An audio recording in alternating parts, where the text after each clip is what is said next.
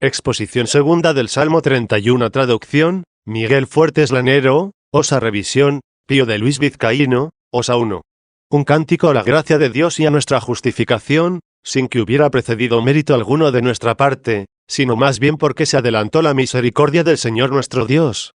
Salmo encomiado por el apóstol, como nos lo ha demostrado la lectura precedente, y que me he propuesto exponer, dentro de mi limitación, en compañía de vuestra caridad.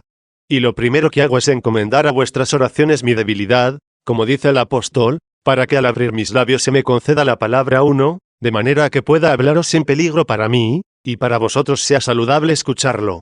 Porque el ánimo humano es ambiguo y fluctúa entre el reconocimiento de su debilidad y la audacia de la presunción, y con frecuencia es zarandeado de un lado para el otro, y empujado de tal forma que el inclinarse a una u otra parte le resulta un verdadero precipicio.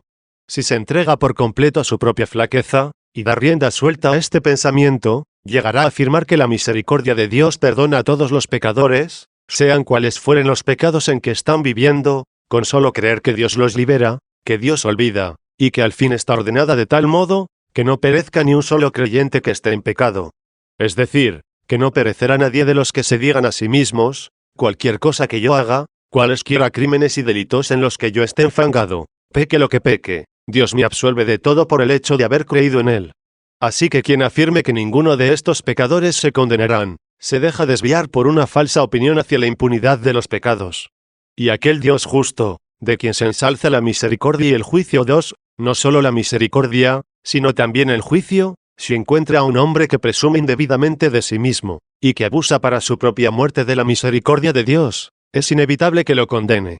Una opinión de este tipo lleva al hombre al precipicio. Y si uno, cegado por este pensamiento, levantara su orgullo hacia la atrevida presunción de que su bondad proviene de sus propias fuerzas, y en su ánimo se propusiera cumplir toda justicia, y realizase todo lo que manda la ley hasta el punto de no faltar en nada, y que en su poder está el controlar su vida, de forma que en nada tropiece, no falte jamás, nunca titubee, en ninguna ocasión se ensombrezca, y esto se lo atribuye a sí mismo y al poder de su voluntad. E incluso si llegara a cumplir todo lo que parece justo a los ojos de los hombres, hasta el punto de que no se le encuentra nada en su vida reprensible a los humanos, en este caso lo que Dios condena es la misma presunción y la jactanciosa soberbia. ¿Qué sucede, pues, si el hombre quedase justificado, y luego presumiera de su justicia? Que cae. Y si, consciente y convencido de su debilidad, pero abusando de la misericordia de Dios, descuidase purificar su vida de sus propios pecados, sumergiéndose hasta el abismo de cualesquiera delitos, también éste cae. Presumir de justicia es como la mano derecha, creer en la impunidad de los pecados, es como la izquierda. Escuchemos qué nos dice la voz de Dios, no te desvíes ni a la derecha, ni a la izquierda. 3. No te asegures de que vas a llegar al reino por tu propia justicia, ni te asegures la misericordia de Dios para cometer pecados. De una y otra te disuade el precepto divino, tanto de aquellas alturas, como de este abismo. Si te encaramas en aquellas, caerás al precipicio. Si caes en esta, te hundirás. No te desvíes, dice, ni a la derecha ni a la izquierda. Lo repetiré brevemente para que todos lo retengáis en la memoria. No confíes en que vas a entrar en el reino por tu propia justicia. No confíes en la misericordia de Dios para cometer pecados. Responderás, ¿qué debo hacer, entonces? Este salmo nos lo enseña. Leyéndolo entero y explicándolo, creo que con la ayuda de la misericordia divina veremos cuál es el camino por el cual tal vez ya caminamos, o bien el que debemos tomar. Cada cual ponga atención según su capacidad. Y según vaya cayendo en la cuenta, se dolerá para corregirse, o se alegrará de que puede dar su aprobación. El que vea que se ha desviado, que recupere el camino y vaya por él. Y si se encuentra ya en el camino, que siga avanzando hasta llegar a la meta. Que nadie, fuera del camino, sea pretencioso. Que nadie, ya en el camino, sea perezoso. 2. Este salmo, según el testimonio del apóstol Pablo, se refiere a la gracia por la que somos cristianos. Por eso he querido leeros ese mismo pasaje. Cuando el apóstol habla de la justicia, que procede de la fe, en contra de aquellos que se glorían de una justicia, que les viene de sus obras, dice, ¿qué diremos, pues, que consiguió Abraham, nuestro padre según la carne? Porque si Abraham obtuvo la justificación por sus obras, tiene de qué gloriarse, pero no en Dios. 4. ¿Que aparte Dios de nosotros una tal gloria? Pongamos atención más bien a aquello, el que se gloría, que se gloríe en el Señor. 5.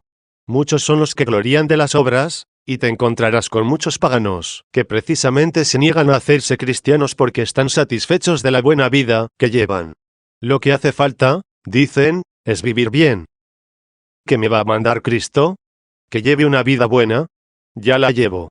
¿Para qué necesito yo a Cristo? No mato a nadie, no robo, no sustraigo nada, no deseo los bienes ajenos, no me contamino con adulterio alguno. Y si alguien encuentra algo reprensible en mi vida, el que me reprenda habrá hecho de mí un cristiano. Tiene de qué gloriarse, pero no lo refiere a Dios. No ocurrió así con nuestro padre Abraham. La citada sentencia de la Escritura quiere fijar nuestra atención en este punto. Y puesto que reconocemos, y esta es nuestra creencia sobre el santo patriarca, que agradó a Dios, para que lo confesemos de palabra y estemos convencidos de que alcanzó gloria delante de Dios, dice el apóstol, sí, sabemos y es conocido que Abraham tiene gloria ante Dios. Pero si la justificación de Abraham le viene de las obras, tiene de qué gloriarse, mas no ante Dios. Pero su gloria está referida a Dios. Su justicia no le ha venido de las obras. ¿Y si Abraham no fue justificado por sus obras? ¿De dónde le viene su justificación? Él dice a continuación de dónde. ¿Qué dice la Escritura? O sea, ¿de dónde dice la Escritura que fue justificado Abraham? Abraham creyó a Dios y eso se le computó como justicia. 6. Luego Abraham fue justificado por la fe. 3. El que ya sabe que no es por las obras, sino por la fe, fíjese en aquel torbellino de que he hablado, como ves que no es por las obras, sino por la fe como fue justificado Abraham, te dices, bien, yo haré lo que se me antoje, porque aunque no tenga obras buenas, me basta con creer en Dios y ya se me cuenta como justicia.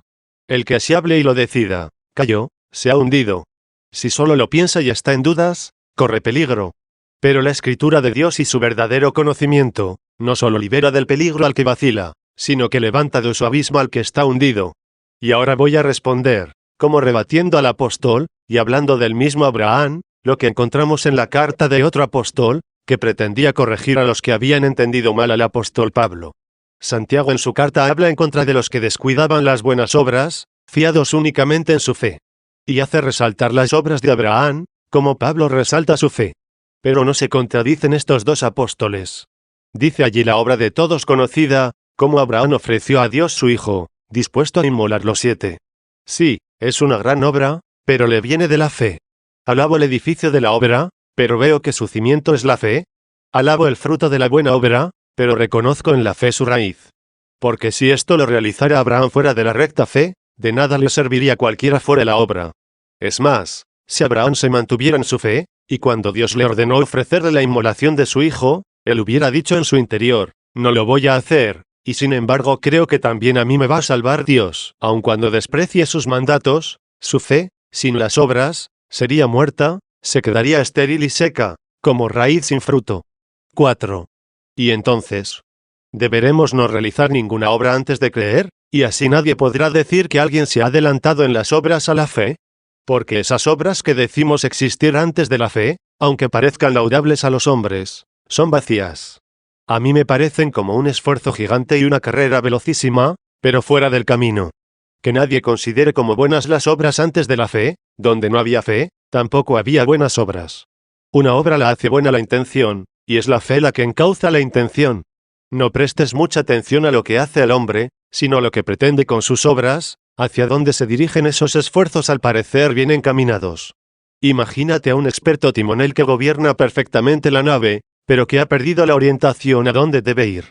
¿De qué le sirve dominar perfectamente la vela, mover con maestría la nave, dar proa a las olas, evitar ser azotada de costado por ellas, tener tanto vigor que puede llevar la nave a donde quiere y desde donde quiere? Y si uno le preguntase a dónde va, él respondiese, no sé. Y aunque no dijera, no lo sé, sino, voy a tal puerto, pero no va él, sino que se está precipitando en un escollo. ¿No es verdad que este timonel, cuanto más a él le parece ser experto en gobernar la nave con agilidad y eficacia, tanto más peligrosamente la gobierna, puesto que la va llevando al naufragio toda vela? Así le sucede al que corre muy bien, pero fuera del camino. ¿No sería preferible y menos arriesgado que el tal timonel de vez en cuando fuera menos experto, y con trabajo y alguna dificultad manejar el gobernalle, pero que mantuviera, a pesar de todo, la orientación y la ruta correcta? ¿Y no sería preferible que el susodicho atleta corriera más lentamente y con menos destreza, pero por el camino, que no con velocidad fuera de camino?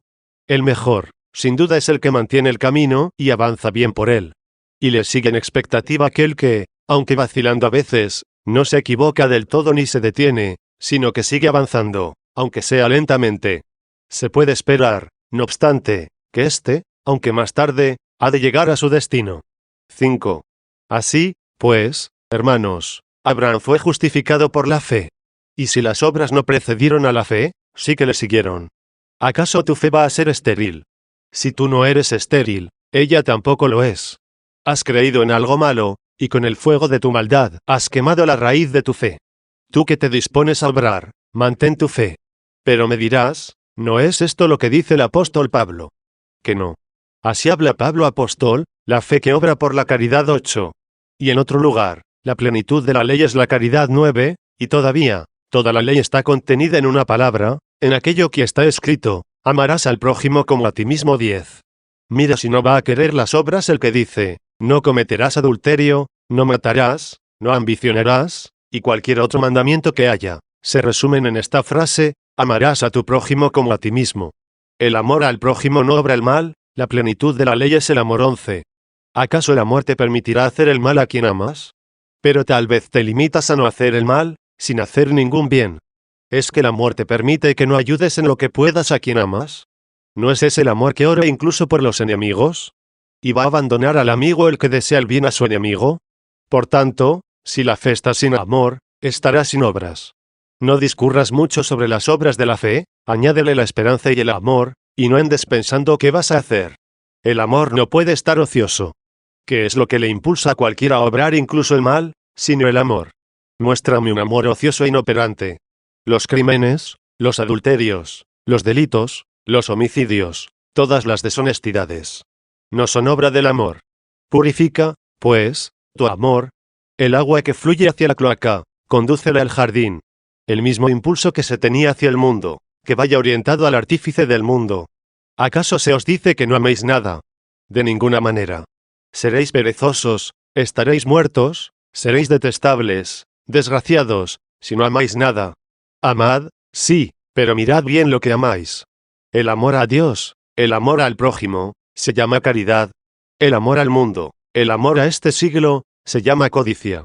Frénese la codicia, excítese la caridad. Porque la caridad del que obra bien le da la esperanza de una buena conciencia, ya que la esperanza lleva consigo una buena conciencia. Y lo mismo que la mala conciencia cae en una total desesperación, así la buena conciencia está colmada de esperanza. Y así tendremos las tres virtudes de que habla el apóstol, la fe, la esperanza y la caridad 12. En otro lugar nombra estas tres virtudes, poniendo la buena conciencia en lugar de la esperanza, y dice que esto es el fin del precepto. ¿Qué es el fin del precepto? Aquello por lo que los preceptos llegan a la perfección, no por lo que desaparecen. De una forma decimos que el alimento se finalizó, y con otro sentido distinto decimos que se finalizó la túnica que estaban tejiendo. El final del alimento es que ya no hay más, y el final de la túnica es que ya está hecha del todo. Tanto en una como en la otra frase, usamos el fin. No se dice aquí el fin del precepto, en el sentido de que desaparecen los preceptos, sino de que llegan a su perfección, a su consumación, no a su desaparición. El fin, pues, reside en aquellas tres virtudes. El fin del precepto, dice, está en la caridad de un corazón puro, de una buena conciencia y de una fe sincera 13. En lugar de la esperanza puso la buena conciencia. Espera el que tiene buena conciencia.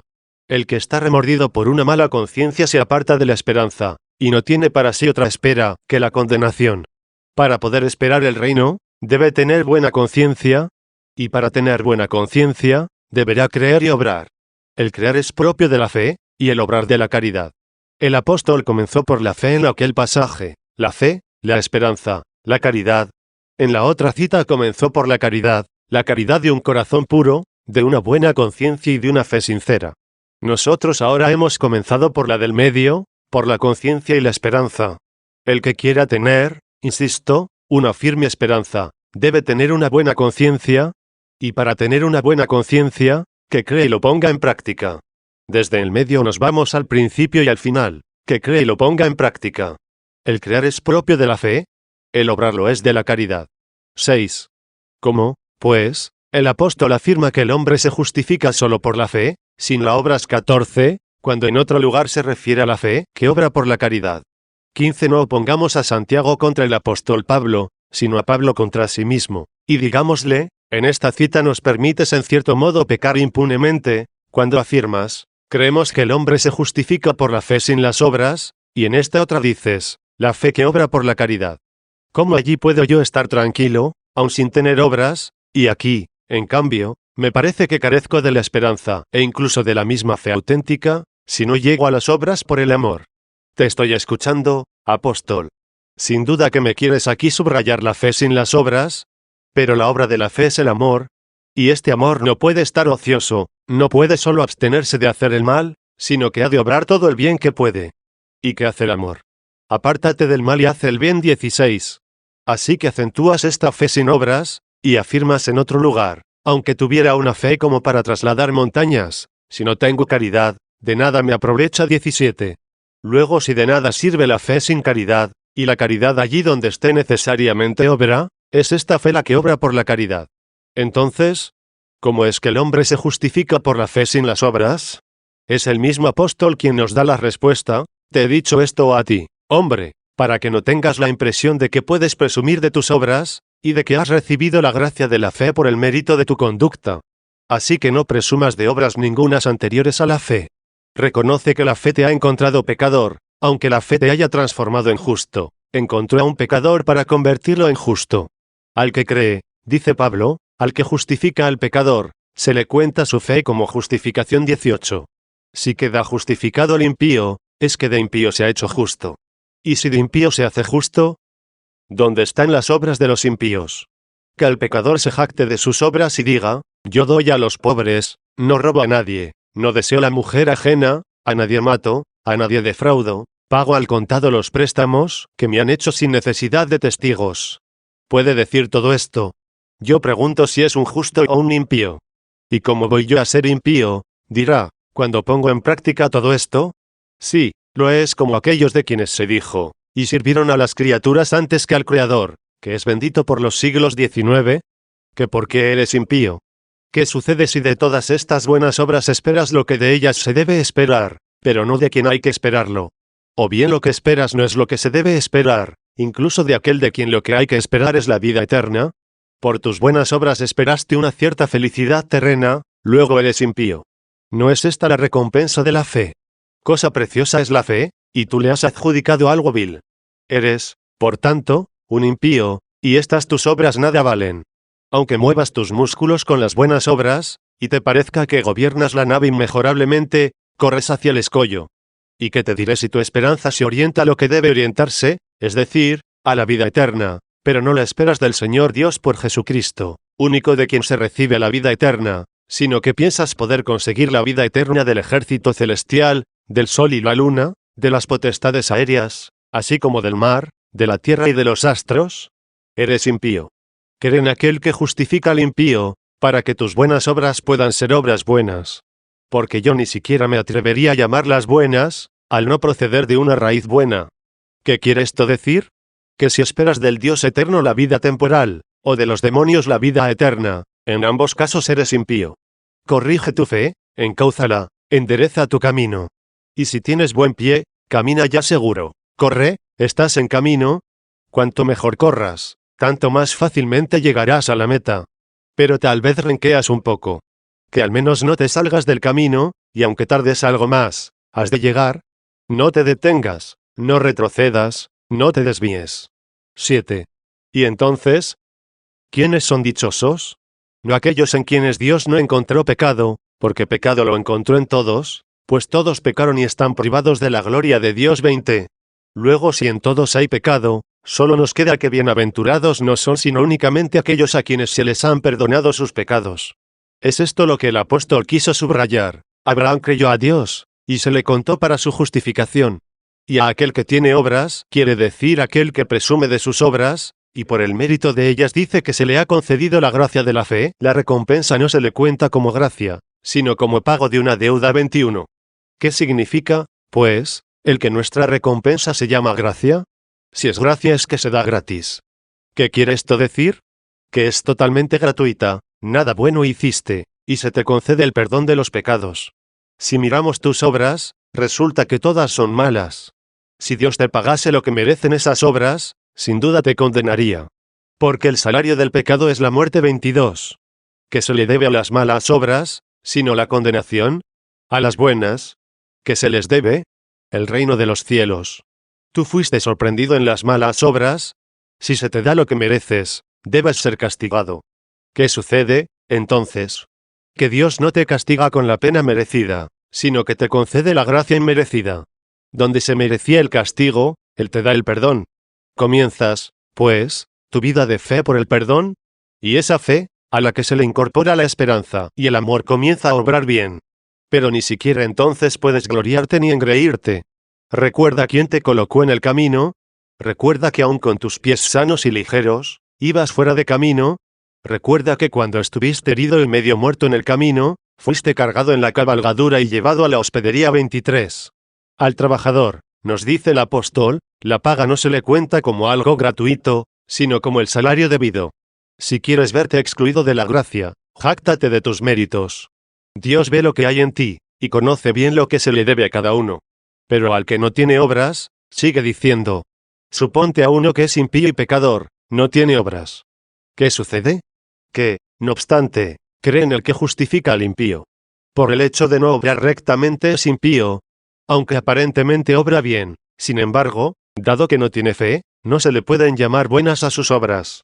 Al que cree en aquel que justifica al impío, su fe le sirve para su justificación, como también David llama dichoso a quien Dios acepta y le otorga la justicia sin las obras. 24. ¿Qué justicia es esta? La de la fe, no precedida por buenas obras, sino que las buenas obras vienen después. 8. A ver si entendéis bien, porque si lo entendéis mal, os arrojáis a ese torbellino de pecar impunemente. Y yo quedo libre de responsabilidad, como libre quedó el apóstol con relación a todos los que le entendieron mal. Y lo entendieron mal interesadamente, para no tener que realizar buenas obras. No seáis, hermanos, de este mismo grupo. En un salmo se dice de un individuo de esta clase, bueno, de esta gente como si fuera una sola persona, renunció a entender y a obrar bien. 25. No se dice que no fue capaz de entender. Así que es preciso que vosotros queráis entender para hacer el bien. No os va a faltar la posibilidad de entender con claridad. ¿Qué es entender con claridad? Que nadie se jacte de sus buenas obras anteriores a haber creído, que nadie sea perezoso para el bien obrar una vez que ha creído. Dios concede el perdón a todos los culpables, y los justifica por la fe. 9. V.1, 2. Dichosos esos cuyas iniquidades han sido perdonadas, y cuyos pecados han sido cubiertos. Dichoso el hombre a quien el Señor no ha imputado pecado, ni hay engaño en su boca. Así comienza el Salmo y ya comenzamos a entender. Entendimiento o inteligencia es caer en la cuenta de que no debes alardear de tus propios méritos, ni asegurarte que puedes pecar impunemente. El título de este salmo es, para David mismo, de inteligencia. De inteligencia se llama este salmo. Y lo primero que entender es que te reconozcas pecador. Y la consecuencia de esta inteligencia es que cuando empieces a obrar bien por la fe mediante el amor, no lo atribuyas a tus fuerzas, sino a la gracia de Dios. Y así no anidará el engaño en tu corazón, es decir, en tu boca interior. No hablarán una cosa tus labios y otra habrá en tu pensamiento.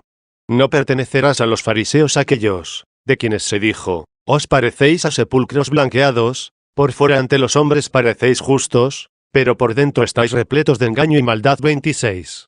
¿No es un mentiroso el que siendo pecador, se las da de justo?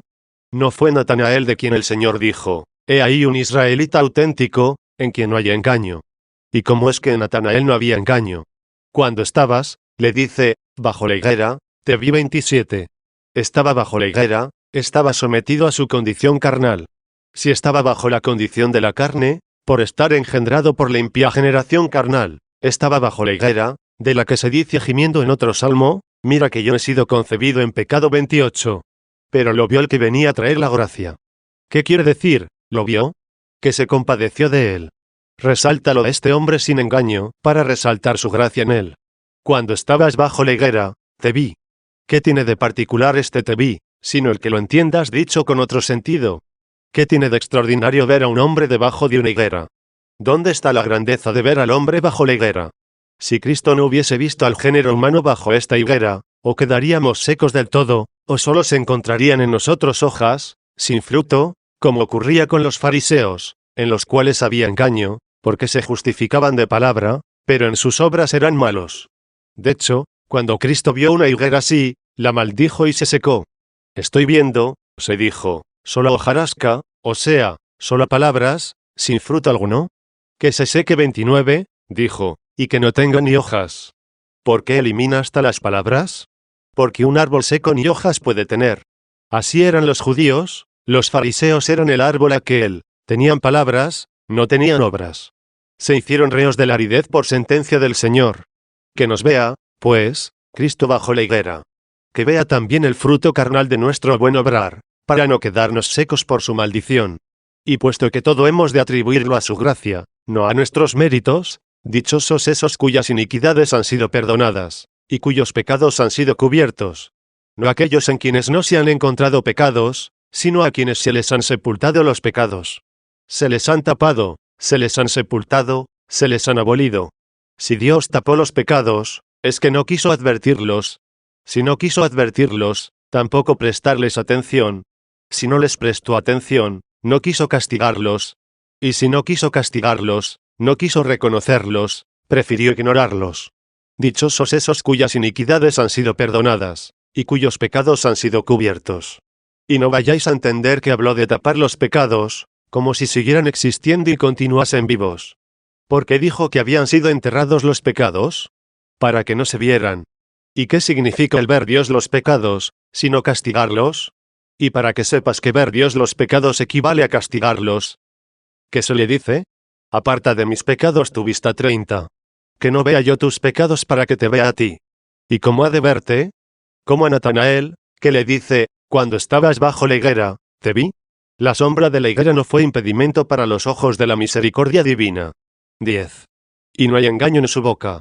Pero los que se niegan a confesar sus pecados, se cansan en vano para defenderlos.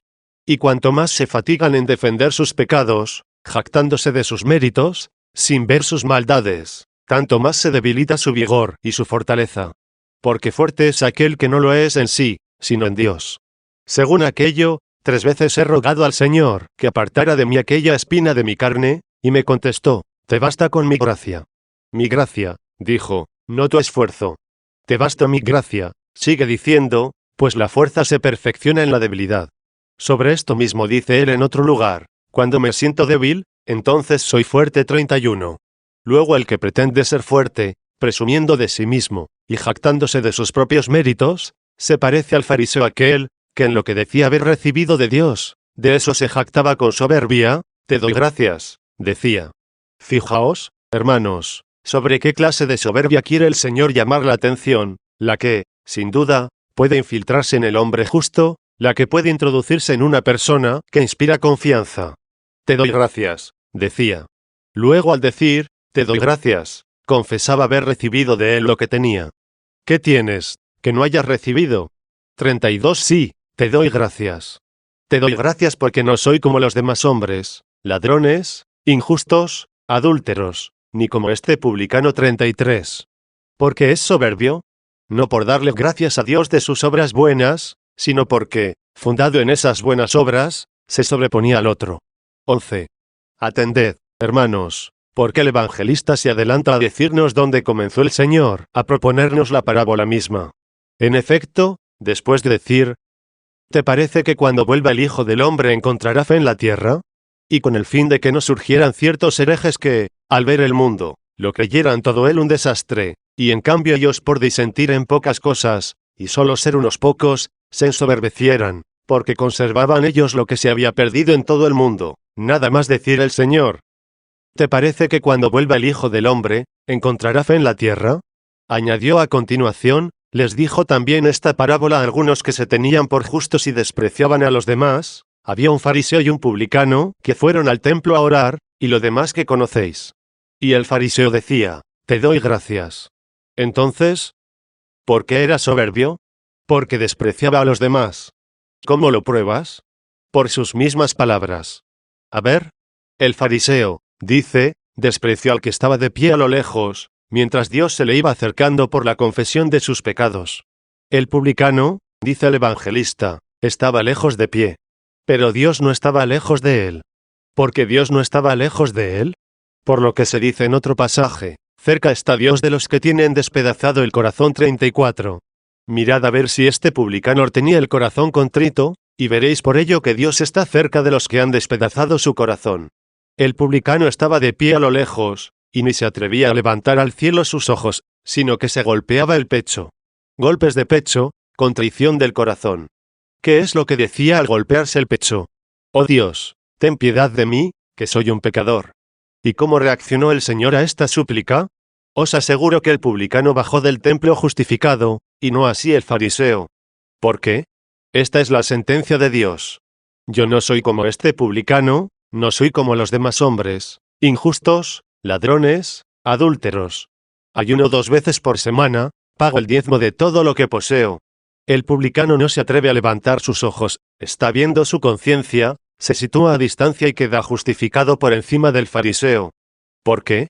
Señor, te lo suplico, acláranos esta tu justicia, acláranos la equidad de tu juicio. Dios nos explica la norma de su ley. ¿Queréis oír por qué? Porque todo el que se ensalza, será humillado, y el que se humilla, será ensalzado. 35. 12. Preste, pues, atención vuestra caridad. Hemos dicho que el publicano ni se atrevió a levantar sus ojos al cielo. ¿Por qué no miraba al cielo? Porque se miraba a sí mismo. Se miraba a sí mismo, para desagradarse a sí mismo y así agradar a Dios. Cuando tú te jactas de ti mismo, tienes la cabeza erguida. Dios le dice al soberbio: ¿no quieres mirarte a ti mismo? Yo te estoy mirando. ¿Quieres que no te mire? Mírate tú. Por eso el publicano no se atrevía a levantar sus ojos al cielo, porque se veía a sí mismo y castigaba su propia conciencia. Era juez de sí mismo, para que el Señor intercediese. Se castigaba, para que Dios lo liberase. Se acusaba, para que Él lo defendiera. Y de tal modo lo defendió, que dictó sentencia a su favor. Descendió justificado el publicano, y no así el fariseo. Porque todo el que se ensalza será humillado, y el que se humilla será ensalzado. Él se observó a sí mismo y yo no quise observarlo. Le oí que decía: aparta de mis pecados tu vista. ¿Quién es el que esto dijo, sino el que dijo también: porque yo reconozco mi maldad? 36. Por eso, hermanos, aquel fariseo era un pecador. Y no lo fue por decir: no soy como los demás, injustos, ladrones, adúlteros, ni por ayunar 2 veces a la semana, ni por dar los diezmos. No, no lo era por eso. Y aunque no tuviera otros pecados, esta soberbia ya era una gran falta. Y sin embargo, ya veis cómo él decía todas estas cosas. Entonces, ¿quién es el que está sin pecado? ¿Quién se podrá gloriar de tener un corazón puro? ¿Quién de estar limpio de todo pecado? 37. Por eso estaba él en pecado. Se había trastornado, no se daba cuenta dónde había venido.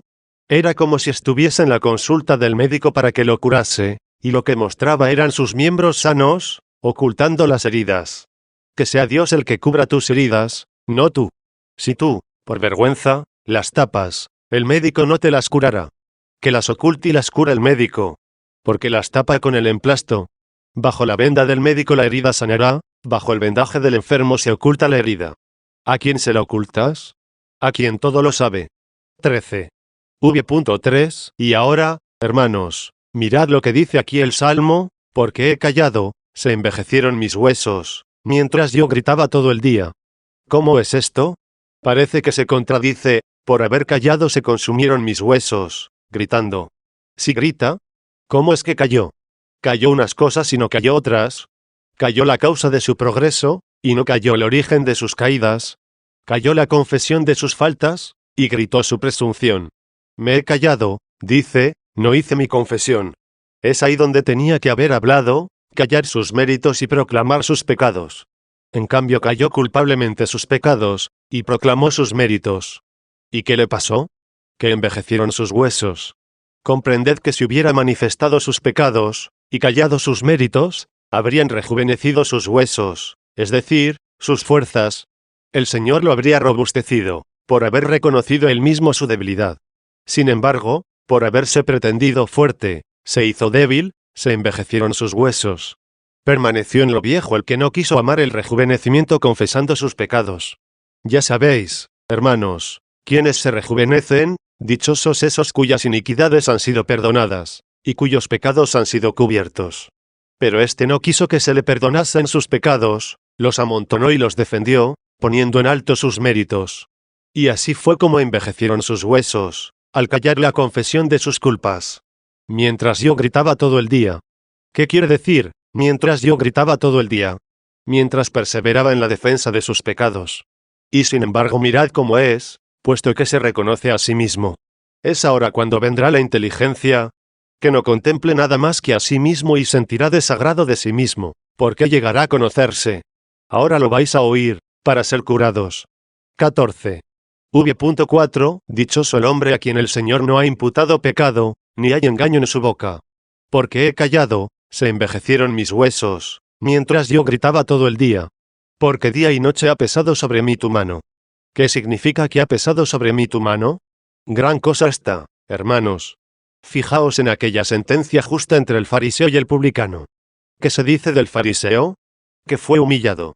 ¿Y qué se dice del publicano? Que fue ensalzado. ¿Por qué aquel fue humillado? Por haberse ensalzado a sí mismo. ¿Y por qué fue ensalzado éste?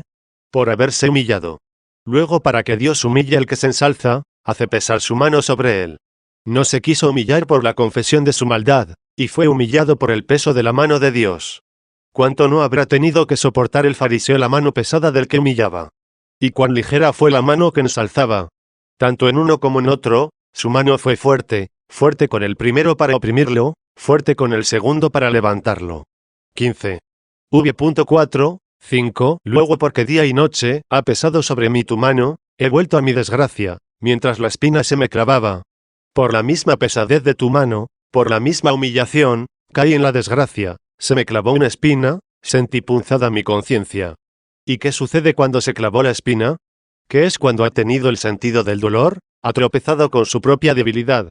Y el que había callado la confesión de su pecado, y en su empeño por clamar para defenderlo, su fortaleza se vino abajo, es decir, que sus huesos se hicieron viejos. ¿Qué hace ahora, cuando se le clava la espina? He reconocido mi pecado. Por tanto, ya lo reconoce. Y si él lo reconoce, el Señor lo perdona. Fijaos en lo que sigue, mirad a ver si no es él quien dice, he reconocido mi pecado y no he encubierto mi injusticia. Es lo que yo decía hace un momento, no lo cubras tú, y Dios lo cubrirá. Dichosos esos cuyas iniquidades han sido perdonadas, y cuyos pecados han sido cubiertos. Los que tapan sus pecados, son desnudados. Este, sin embargo, se desnudó para ser cubierto. No he encubierto mi maldad. ¿Qué significa, no he encubierto? No hace mucho que la había callado. ¿Y ahora? Dije. Algo contrario al silencio. Dije. ¿Qué dijiste? Confesaré ante el Señor contra mí mi injusticia, y tú perdonaste la impiedad de mi corazón. Dije. ¿Qué dijiste? No lo expresa ya, promete que lo va a expresar, y el Señor ya le perdona. Fijaos, hermanos. ¡Qué gran cosa! Dice, confesaré. No dijo, confesé y tú me perdonaste. Dijo, confesaré y tú perdonaste. Por el hecho de decir, confesaré, manifiesta que aún no lo había expresado oralmente, lo había dicho solo con el corazón. El mismo hecho de decir, confesaré, ya es confesarlo. De ahí lo que sigue, y tú perdonaste la impiedad de mi corazón. Mi confesión no había llegado todavía a mis labios. De hecho solo dije, confesaré contra mí, y Dios escuchó la voz de mi corazón. Mi voz no había llegado a mi boca, pero el oído de Dios ya estaba en mi corazón. Tú perdonaste la impiedad de mi corazón, porque dije, confesaré. 16.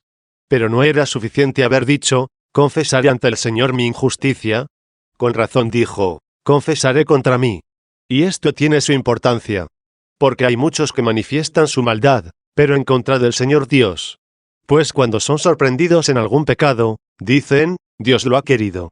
Si alguien dice, esto yo no lo he hecho. O bien, esto de que me acusas no es pecado, nada dice ni contra sí ni contra Dios. Y si dice, claro que sí, yo lo hice y es pecado, pero lo ha querido Dios. ¿Qué tengo yo que ver? Esto es confesar contra Dios. Tal vez digáis, nadie dice esto. ¿Quién va a decir, Dios lo ha querido? Pero sí, lo dicen muchos, porque los que no lo dicen explícitamente, ¿qué otra cosa dicen, cuando afirman, El destino me lo hizo, esto es obra de mi estrella. De esta forma, con un rodeo, pretenden atribuir a Dios todo esto. Con un rodeo pretenden llegar a Dios y acusarlo. No quieren llegar a Dios sin rodeos para aplacarle, y dicen, es el destino quien me ha hecho esto. ¿Y qué es el destino? Mis estrellas lo han hecho. ¿Qué son las estrellas? Sin duda las que contemplamos en el cielo. ¿Y quién las hizo? Dios. ¿Quién las organizó? Dios. Ya estás viendo, pues, lo que has querido decir, Dios hizo que yo pecara. Y así el injusto es Él, y tú el justo. Porque si Él no las hubiera creado, tú no habrías pecado. Fuera todas estas excusas de tus pecados. Recuerda aquel salmo, no apartes mi corazón hacia palabras malvadas, para buscar excusas a mis pecados, junto con los malhechores. Pero también hay varones de altura, que salen en defensa de sus pecados. Sí, hay gente importante que se pone a numerar los astros, y que hacen cálculos con las estrellas y los tiempos, y predicen cuándo uno va a pecar, o a portarse bien. Cuándo Marte le convierte a uno en homicida, y Venus a una mujer en adúltera. Parecen, sí, hombres importantes, cultos y selectos en este mundo. Pero, ¿qué dice el Salmo? No apartes mi corazón hacia palabras malvadas, junto con los malhechores, y tampoco quiero tomar parte con sus elegidos 38. Llamen elegidos y doctos a los contadores de estrellas, llamen sabios aquellos que casi ordenan con sus dedos los destinos humanos, y pueden describir la conducta de los hombres consultado las estrellas. A mí Dios me ha creado con libre albedrío, y si pequé, soy yo quien ha pecado, de manera que no solo le confesaré al Señor mi maldad, sino también lo haré en mi contra, no en contra suya. Yo dije, Señor, ten misericordia de mí, le grita el enfermo al médico. Yo dije, ¿por qué? Yo dije, bastaría con decir, dije. Pero este yo está dicho enfáticamente, yo, he sido yo, no la fatalidad, ni la fortuna, ni el diablo, porque tampoco él me ha obligado. He sido yo quien me he dejado persuadir por él. Yo dije, Señor, ten misericordia de mí, sana mi alma, porque he pecado contra ti. 39. También aquí he decidido confesarlo del mismo modo, dije, confesaré ante el Señor contra mí mi injusticia, y tú perdonaste la impiedad de mi corazón.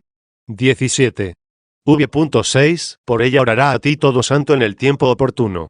¿En qué tiempo? Por ella. ¿Por cuál? Por la impiedad. ¿Por cuál? Por la remisión de los pecados. Por ella orará a ti todo santo en el tiempo oportuno. Por eso se elevarán a ti oraciones de todos los santos, porque les perdonaste los pecados. Porque si no les hubieras perdonado sus pecados, no habría santo alguno que te orase. Por ella orará a ti todo santo en el tiempo oportuno, cuando se manifieste el Nuevo Testamento, cuando se manifieste la gracia de Cristo. He ahí el tiempo oportuno. Cuando el tiempo llegó a su plenitud, Dios envió a su Hijo, nacido de una esposa, es decir, de una mujer. Los antiguos usaban la misma palabra indistintamente, sometido a la ley, para rescatar a los que estaban bajo la ley 40. ¿Rescatarlos de qué? Del diablo, de la condenación, de sus pecados, de aquel a quien se habían vendido. Para rescatar a los que estaban bajo la ley. Estaban bajo la ley porque estaban bajo su opresión. Estaban en una condición de opresión, ya que la ley los hacía convictos de culpa, no los salvaba. Y como prohibía el mal, pero ellos se encontraban sin recursos para justificarse a sí mismos, se hacía necesario clamar a Dios, como clamaba el que era llevado cautivo bajo la ley del pecado. Miserable de mí. ¿Quién me librará de este cuerpo, que lleva a la muerte? 41. Todos los hombres estaban bajo la ley, pero no en la ley. Una ley que los oprimía, una ley que los hacía reos de culpa. La ley puso de manifiesto el pecado, clavó la espina, hirió el corazón, advirtió a cada uno que se reconociera reo, y así clamase a Dios buscando el perdón. Por ella orará a ti todo santo en el tiempo oportuno. A propósito del tiempo oportuno, decía yo, cuando el tiempo llegó a su plenitud, Dios envió a su Hijo. Y dice además el apóstol, en el tiempo favorable y propicio te escuché, y en el día de salvación te presté ayuda. Y dado que esto lo predijo el profeta refiriéndose a todos los cristianos, añadió el apóstol, ahora es el tiempo propicio, ahora es el día de la salvación 42. Por ella orará a ti todo santo en el tiempo oportuno. 18. Sin embargo, en el diluvio de las aguas caudalosas no se acercarán a él. ¿A él? ¿A quién? A Dios. El salmista cambia a veces de persona, como cuando dice, del Señor es la salvación, y sobre tu pueblo tu bendición 43. No ha dicho, del Señor es la salvación, y sobre su pueblo su bendición? O también, Señor, tuya es la salvación, y sobre tu pueblo tu bendición. Más bien, después de haber comenzado, del Señor es la salvación, no le habla a él, sino que habla de él, y a él se dirige, diciendo, y sobre tu pueblo tu bendición. Así sucede en este pasaje, cuando primero oyes a ti, y luego a él, no pienses que se trata de otro distinto. Por ella orará a ti todo santo en el tiempo oportuno. Sin embargo, en el diluvio de las aguas caudalosas no se acercarán a él. ¿Qué significa, en el diluvio de las aguas caudalosas? Que quienes andan flotando en muchas aguas, no se acercarán a Dios. ¿Y qué es el diluvio de las aguas caudalosas? La abundancia de doctrinas diversas. Fijaos bien, hermanos. Las muchas aguas son la variedad de doctrinas. La doctrina sobre Dios es una sola, no son muchas aguas, sino una sola agua, sea la del sacramento del bautismo, sea la de la doctrina de la salvación. Sobre esa doctrina con la que somos regados por el Espíritu Santo, se dice, bebe agua de tus vasijas, y de las fuentes de tus pozos 44. A estas fuentes no tienen acceso los impíos, sino más bien los que creen en aquel que justifica al impío 45, y una vez justificados, se acercan a ellas.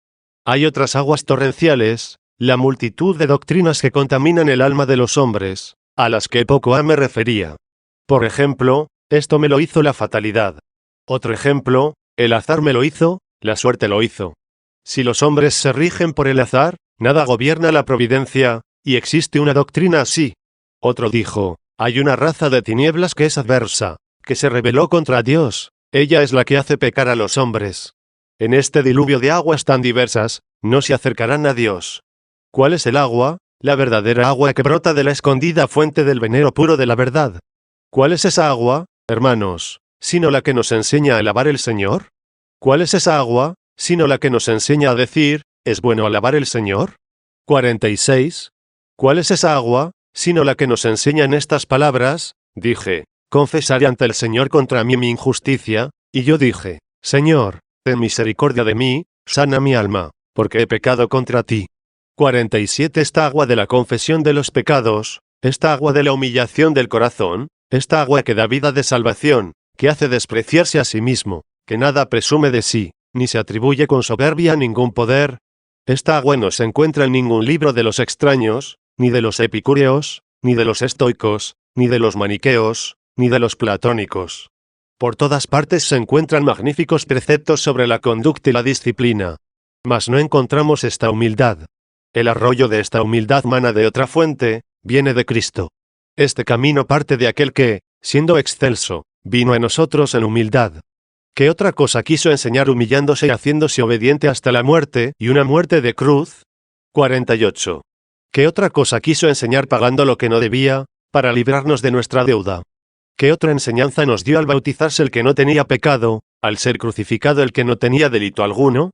¿Qué otra enseñanza nos dio, sino esta humildad?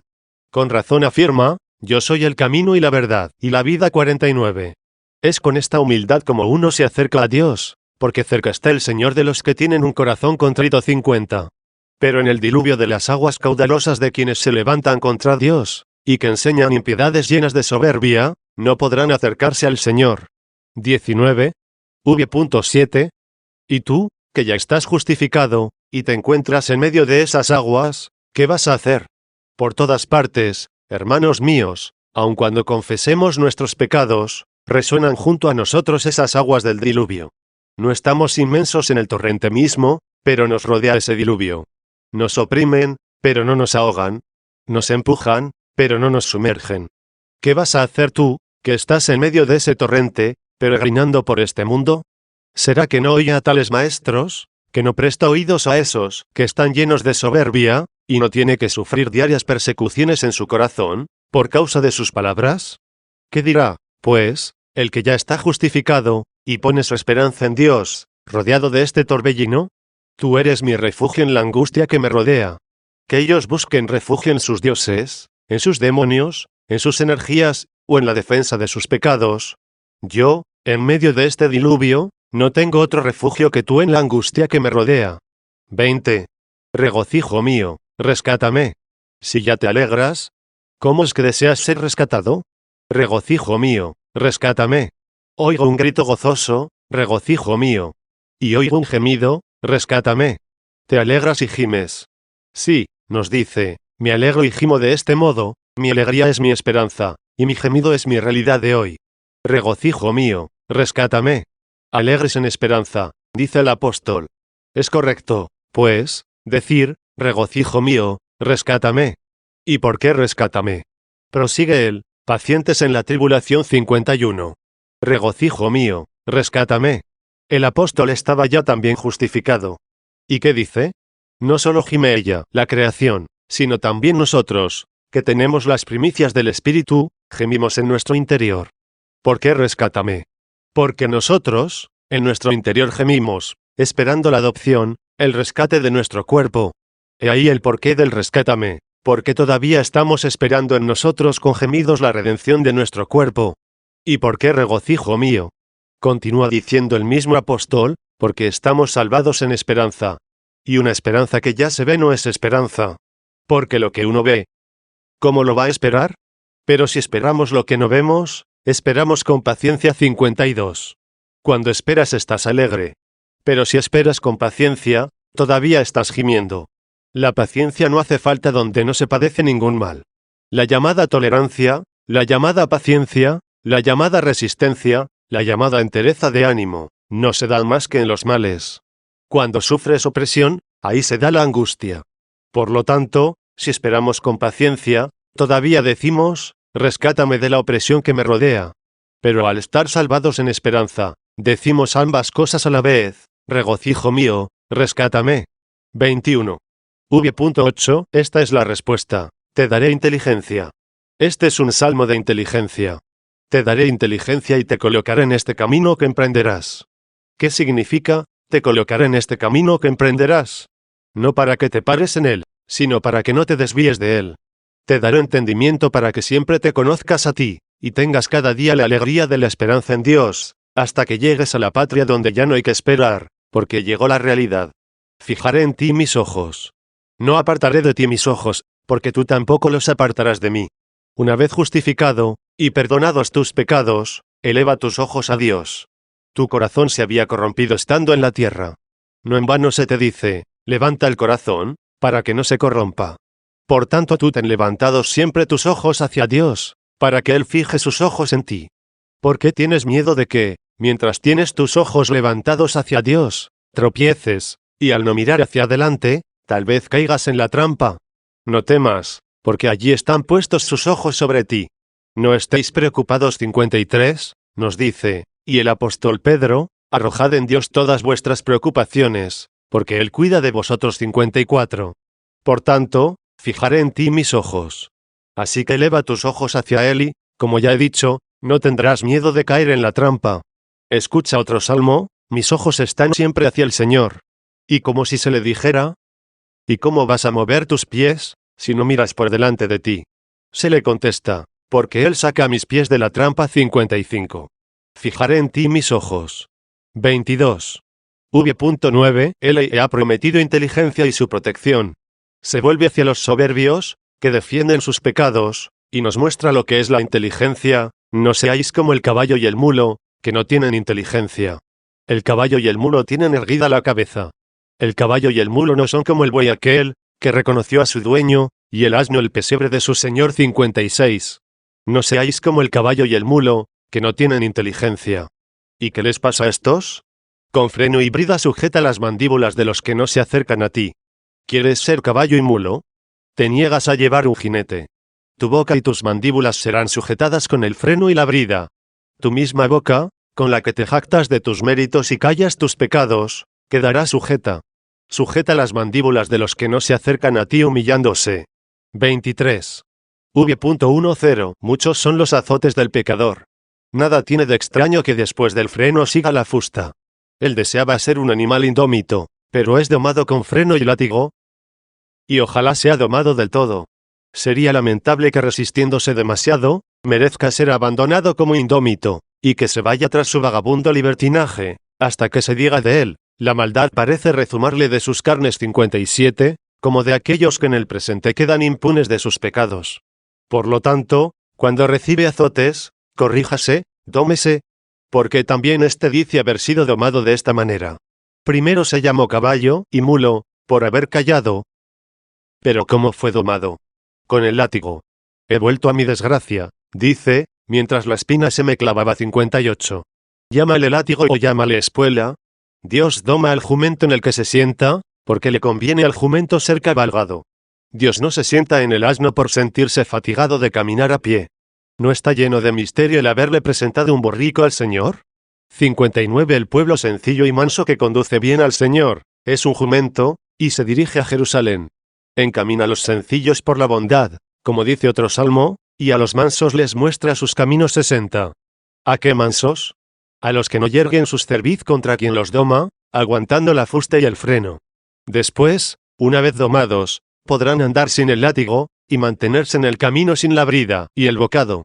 Si te falta el cabalgador, quien caes serás tú, no él. Muchos son los azotes del pecador, pero al que confía el Señor lo rodeará la misericordia. ¿Cómo es refugio en la tribulación? A quien primero lo rodea la tribulación, después lo rodea la misericordia, porque otorgará misericordia el mismo que impuso la ley. 61. La ley en el castigo, la misericordia en los consuelos. Al que espera en el Señor lo rodeará la misericordia. 24. V.11. ¿Cuál es la conclusión? Alegraos en el Señor y regocijaos, justos. Ay de quienes os alegráis en vosotros mismos. Impíos, soberbios, los que encontráis la alegría en vosotros mismos, creyendo ya en aquel que justifica al impío, sea tenida en cuenta vuestra fe para la justificación. 62. Alegraos en el Señor y regocijaos, justos. Y regocijaos, se sobreentiende con el Señor. ¿Por qué? Porque ya son justos. ¿Cómo?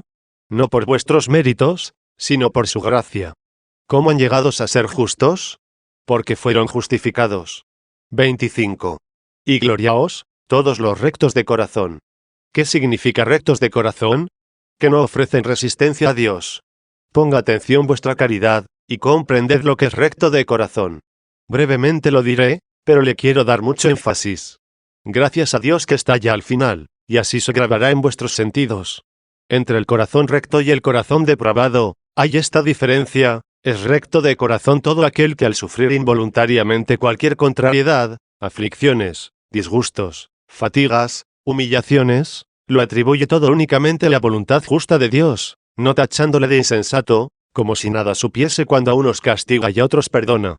Los perversos de corazón, o depravados, o torcidos, son aquellos que dicen padecer injustamente cualquier mal que les toque padecer, acusando de injusticia a aquel por cuya voluntad están padeciendo, o también, no atreviéndose a achacarle injusticia, le niegan el gobierno del mundo. Porque, dicen, Dios no puede hacer nada injusto, y es injusto que yo esté sufriendo, mientras el otro no sufre. Sí, admito que soy un pecador, pero son peores los que lo están pasando bien, y yo estoy sufriendo. Por tanto, como es injusto el que se gocen los que son peores que yo, y yo, sin embargo, esté sufriendo, que soy justo, o menos pecador que ellos, para mí ciertamente esto es una injusticia, y ciertamente para mí Dios no comete ninguna injusticia. Por tanto Dios no gobierna las realidades humanas, ni se preocupa de nosotros. Así, pues, los depravados de corazón, o sea, los de corazón torcido, mantienen tres afirmaciones. Una, Dios no existe. Dijo el necio en su corazón, no hay Dios. 63. Ya dijimos al hablar de aquel diluvio, que no faltaron doctrinas de filósofos que niegan la existencia de un Dios que ha creado y gobierna todas las cosas, sino más bien que hay muchos dioses, atentos solo a sí mismos, despreocupados del mundo y de todas estas cosas.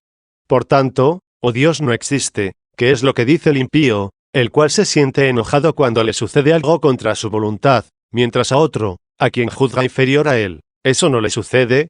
O bien, Dios es injusto, porque se complace en esto, y es el autor de estas cosas.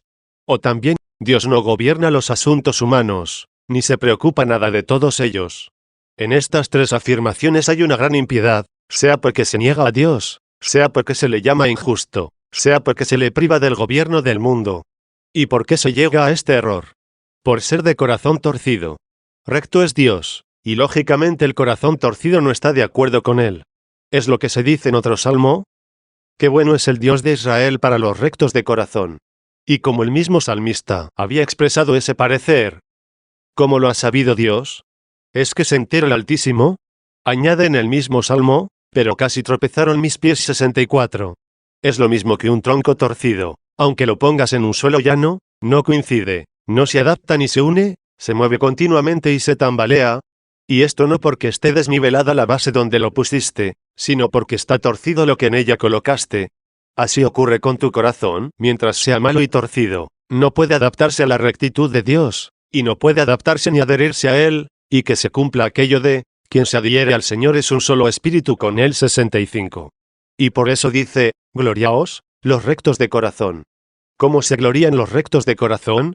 Escuchad cómo se glorían, más aún, dice el apóstol, nos gloriamos también de nuestros sufrimientos. Nada extraño hay en gloriarse de los momentos de gozo, de las alegrías, pero los rectos de corazón están orgullosos también de la tribulación.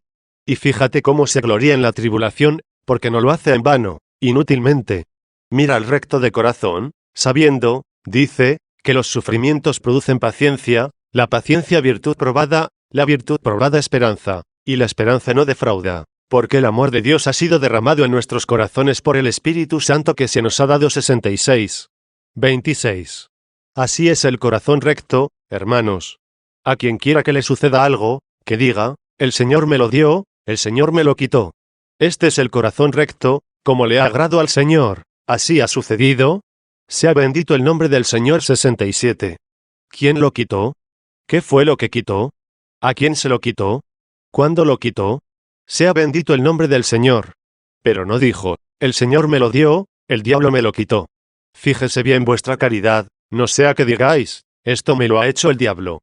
Atribuye solo a Dios cualquier mal que te ocurra, porque el diablo no te puede hacer nada, si el de arriba, que tiene el poder, no se lo permite, sea como castigo, sea como enseñanza, como castigo del impío, como enseñanza del Hijo. Porque el Señor corrige a todo el que acoge como hijo 68. Y tú no pienses que vas a quedar sin castigo, a no ser que tal vez pienses en ser desheredado. Azota, sí, a todo el que recibe como hijo. ¿De verdad a todos? ¿Dónde te querías esconder? A todos, sin excepción alguna. Nadie quedará sin el azote. ¿Cómo? ¿A todos? ¿Quieres ver cómo es a todos? Pues mira, incluso a su unigénito, el sin pecado, no le dejó sin flagelo. Sí, el unigénito, cargando con tu debilidad, y prefigurando en sí mismo tu persona, y, como cabeza, llevando también la persona de su cuerpo, al acercarse su pasión, hombre como era, sintió la aflicción para alegrarte a ti. Se entristeció para consolarte. Porque bien pudo el Señor ir sin tristeza a la pasión. Si lo pudo el soldado, ¿no lo va a poder el emperador? ¿Cómo es que lo pudo el soldado? Fíjate cómo Pablo estaba alegre cuando se acercaba a su pasión, yo voy ya a ser inmolado, dice, y el tiempo de mi partida es inminente.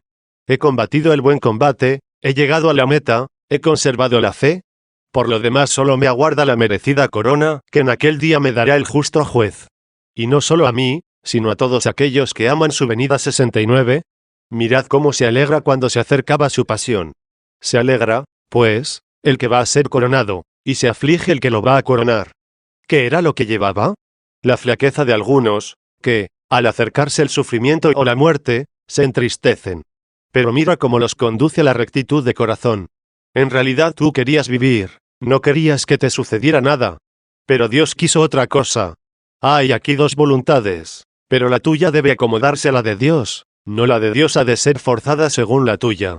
Porque la tuya está torcida, y la de Dios es la regla. Quede firme la regla y acomódese a ella lo que está torcido. Mirad cómo enseña esto mismo el Señor Jesucristo. Mi alma está triste hasta la muerte. Y también, Padre, si es posible, pase de mí este cáliz. Es aquí donde nos manifiesta la humana voluntad. Pero fíjate en el corazón recto, pero no se haga lo que yo quiero, sino lo que quieres tú, Padre 70. Haz así tú también, alegrándote de las cosas que te sucedan. Y cuando llegue ese día último, alégrate. Y si se te escapa alguna fragilidad de la voluntad humana, que sea enseguida enderezada hacia Dios, para que te encuentres entre aquellos a quienes se dice, gloriaos, todos los rectos de corazón.